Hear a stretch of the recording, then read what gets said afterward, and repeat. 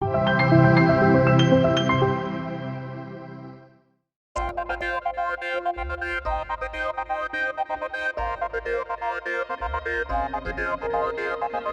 we talk about customer experience transformation, I think how it often gets confused is people think it's just performance management, and it's bigger than that. So you have to look broader at the end-to-end customer experience and transform it as a whole, rather than just looking at one touch point in the equation and focusing on trying to optimize that. Because you could optimize that and have it be perfect. And so customer experience is becoming very preventative in nature. That's the expectation that we ought to have for ourselves when we're transforming customer experience, is make it so that people don't have to call. And so if you start by where they're calling, then you can start to unravel a little bit the mysteries of what might be broken up or downstream that's causing that, and then work from there. If it's a company that has to deliver appliances, for example, and one of the biggest drivers of volume is reschedules. People are having to call back in and repeatedly reschedule their delivery.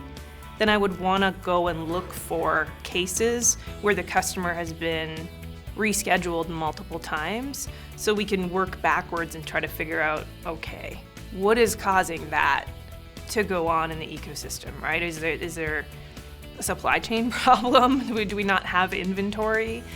Is it a scheduling issue? Is the technology that facilitates scheduling appointments for customers not adequate? Or is it a human problem where something that we're doing in the way that we interact with the inventory system or we interact with the scheduling software is breaking it down? Somewhere along that chain of touch points or events, some of which go on in the background and the customer should never have to know about, we're turning into their problem.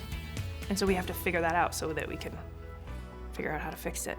And then once we do that, we can go in and look for a case, find out who's doing it right, and figure out how they're doing it. We use a variety of techniques, if you will, to try to figure out why customers are calling. It's a combination of listening to the calls that are coming in, using some analytics or some technology to help for tracking and casing and reason coding. I like to put the pieces together a little bit like a puzzle. So you take what you have that's statistical in nature, like what you can read off a report, all that statistical stuff. I like to take what's observational, so what we can see when we watch agents in action or listen in or sit next to them, or in the case of maybe a retail environment, going into the store and seeing how customers interact with the world around them. And then what's experiential, right? So what we experience ourselves when we use the product or interact with the company.